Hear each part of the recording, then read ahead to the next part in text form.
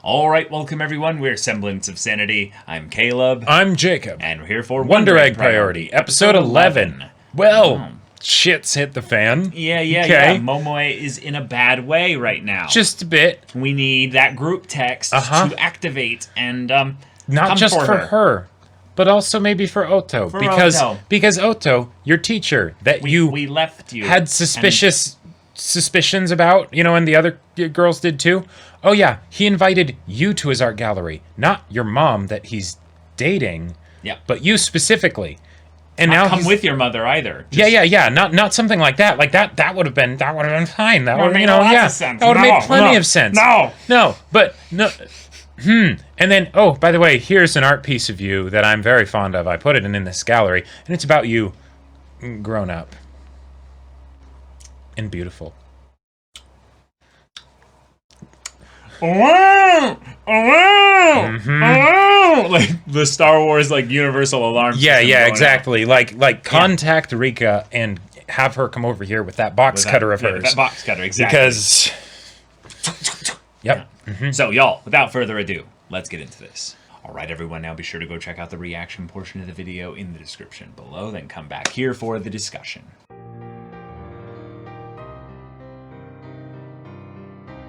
All right, so fantastic episode, great pilot to a whole new show. Yep. That's the end of the discussion.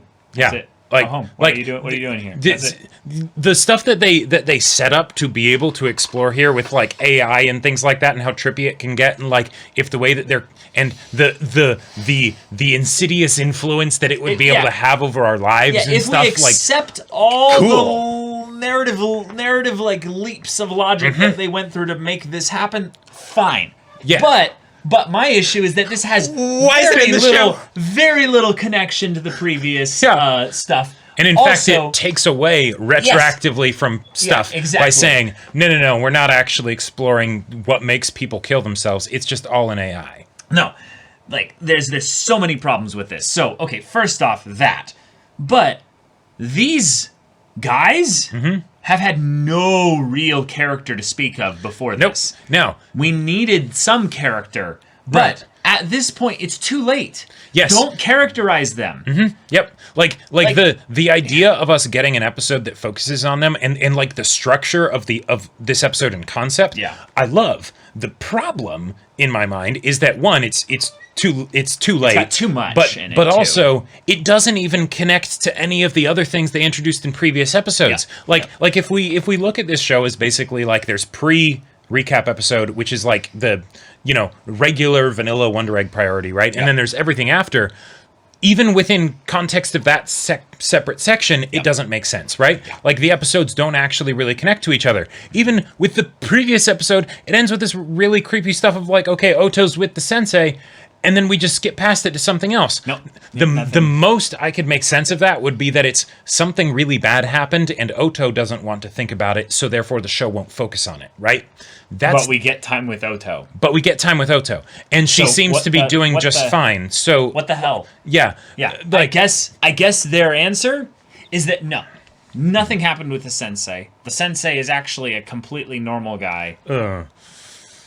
I think if anything, what they're doing is they're more going for the abstract and non-linear way of communicating the story, and they will actually go back potentially and show maybe some almost full omniscient third-party perspective on what all this madness is. This feels almost like there were different writers for each episode, and maybe because of production, they weren't able to communicate and talk to each other as well as they could have. So the episode, they'll each have their own different episode that they do, but then the way the episodes actually connect to each other just doesn't.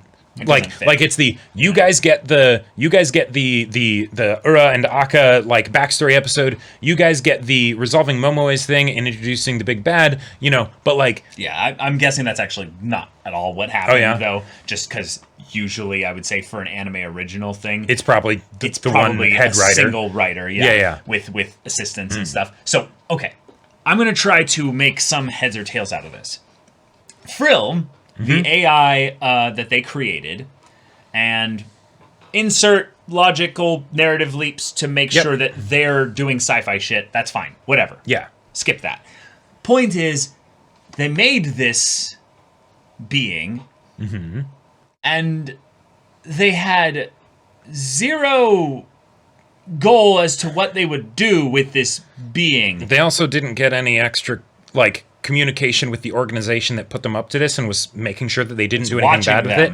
Like, that is watching them. And then it's just, okay. You have an AI. You have an AI, not daughter, have her live out her life. Like, I'm guessing they were feeding reports back. Sure. Which makes sense a little bit. You'd want to study this before you try and do anything with it. Right. And I'm guessing this was essentially what their work was. And yet...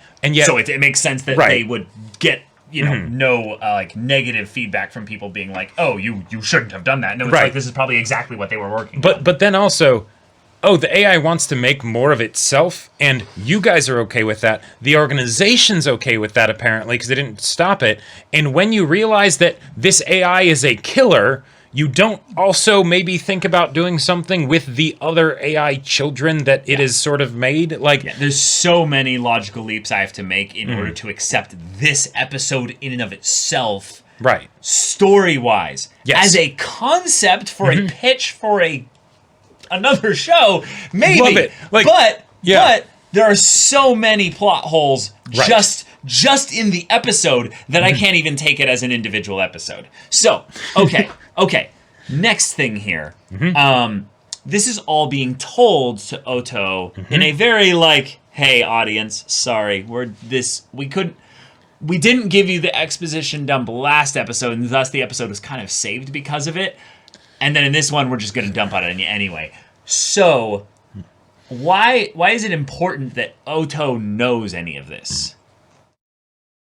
I think it's I don't think there is any importance. Okay. Because like or no, here's the where there could be importance. Actually. Is that it's also telling them, by the way, this is who's after you, and and Frill is probably going after your friends right now. Yes, exactly. So I think that's what it is. It's simplifying the conflict as much as possible so that Oto, story-wise, knows what her enemy is so that she can fight it. So that she can fight it, right. From a meta standpoint, it makes sense what the reason of it is. Within Oto's character, doesn't really make as much sense. Now, I want to point out that you could still have something like this happen where there is no reason for Oto as a person to know this. Oh, yeah, of course. If we had a better understanding of the other characters, because then it could be that it's not necessarily that Oto needs to know this, but they need to get it off their chest, right? They feel guilty or something like that. Yeah. It's we've roped you into this. I'm sorry. This is what it is. Can you please, fix it for us, whatever, right? Yeah. But and they still didn't answer the question of we didn't get to see them actually forsake their bodies. How did that happen? That's like one of the big mysteries. I don't care about that. Like, okay. I'm going to talk about the things that we did get here. All right. What we did get was the idea that Frill became fascinated about who they hated. Yes. And there was this idea of jealousy. The idea of, this one has found love. Has found something that I cannot be a part of. Right. And thus gets jealous. Very simple human emotion. Yep. Makes sense. Good stuff. And it's something that gives us that little bit of, we kind of empathize a little bit with the AI. Just a little bit. Yeah. But we can tell that there's something that's messed up. That's up. But we can see how it got messed up, right? Exactly. It got messed up in a very human way.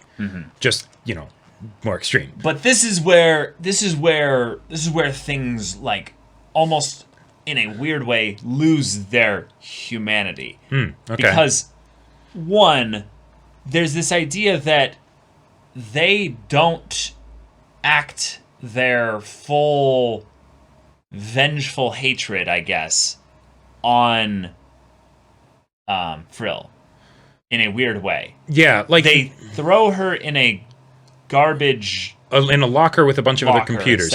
And to be fair, I liked the visual poetry of it. I did like the visual poetry of it. You're not our daughter, you're just a computer. We're going to throw you in with the other unwanted computers. Cool. Right. Mechanics-wise of it making sense in the story, makes no sense. It makes no sense. If anything, I would have been fascinated to see why didn't they kill her.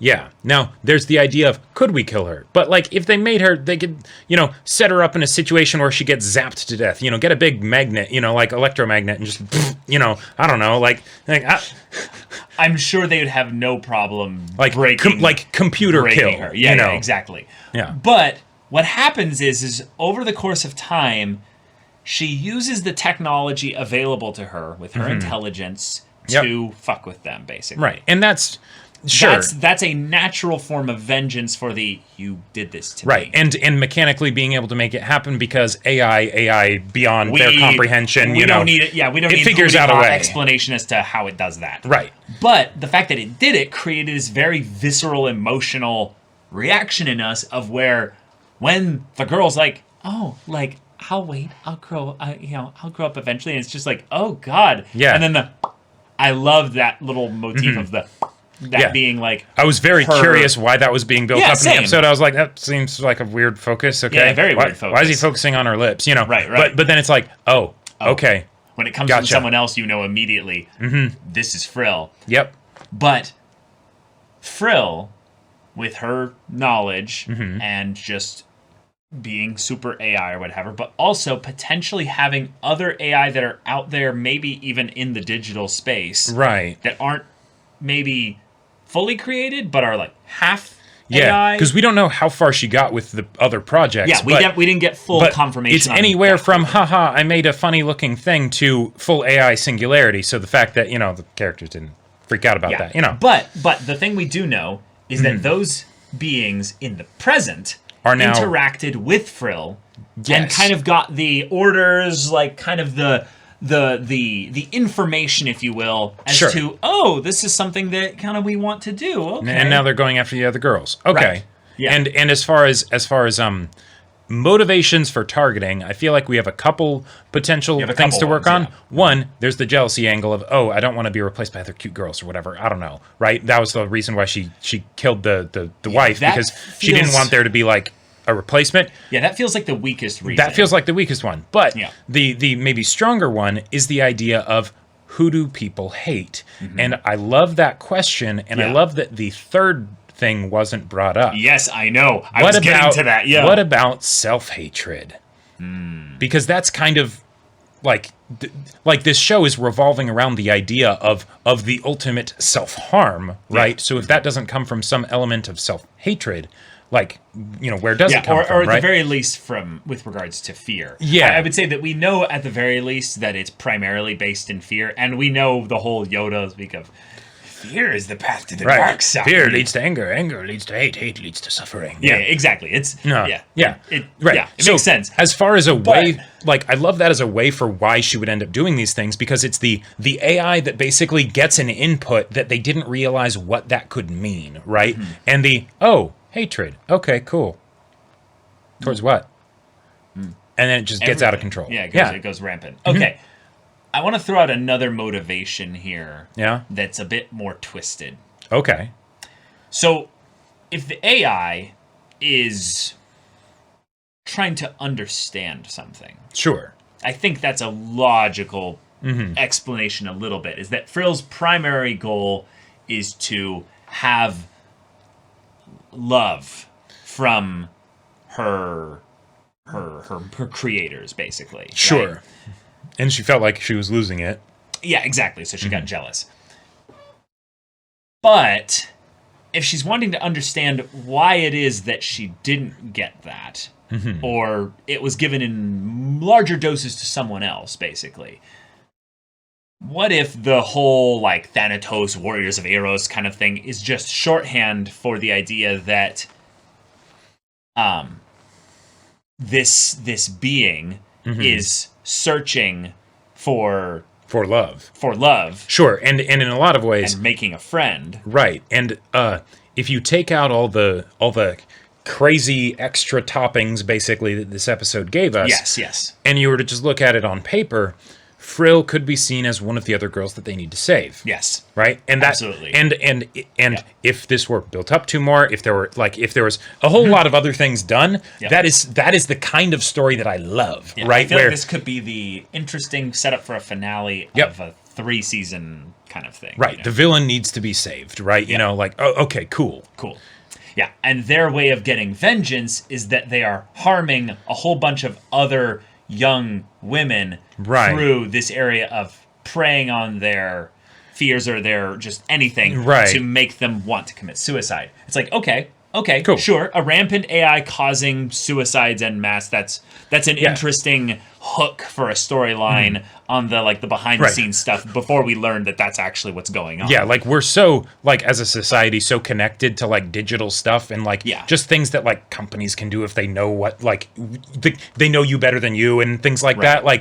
I can't imagine what an AI would be able to do with that kind of stuff. Yeah, right? A true AI probably could do something like this, given the sci-fi-ness of this whole thing. But why the